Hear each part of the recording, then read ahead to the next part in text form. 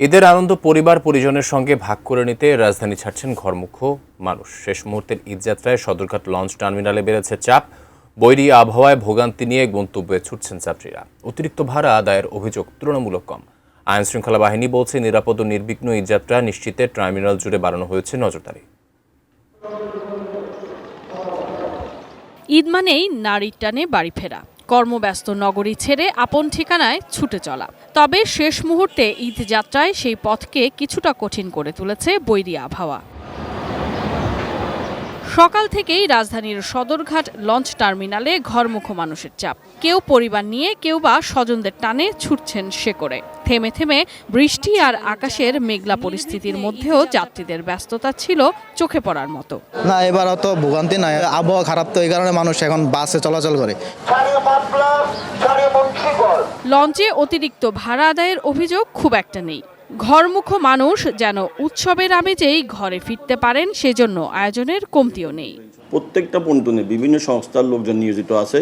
লোকজন তাড়াহুড়া না করতে পারে, ঠিক মতো আপনার সিঁড়ি দিয়ে উঠতে পারে।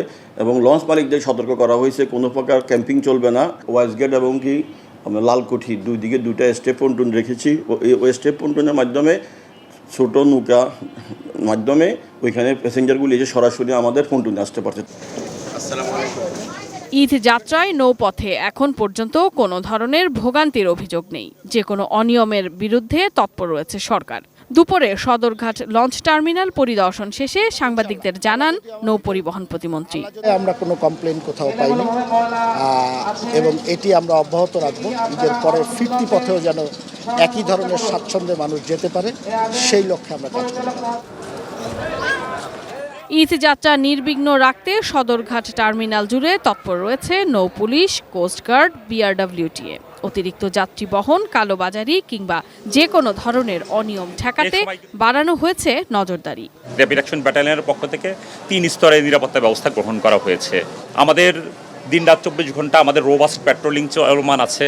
বিভিন্ন গুরুত্বপূর্ণ পয়েন্টে আমরা চেকপোস্ট করি। এদিকে নদীতে বৈরী আবহাওয়া, থেমে থেমে বৃষ্টি আর নৌযানে বাড়তি চাপের কারণে কয়েকটি রুটে লঞ্চ চলাচল ধীরগতির। ফলে নির্ধারিত সময়ের চেয়ে দেরিতে ছেড়ে যাচ্ছে অনেক লঞ্চ। তবুও যাত্রীদের আনন্দ বাড়ি ফেরার। Sadia Nancy, ATN news, Dhaka.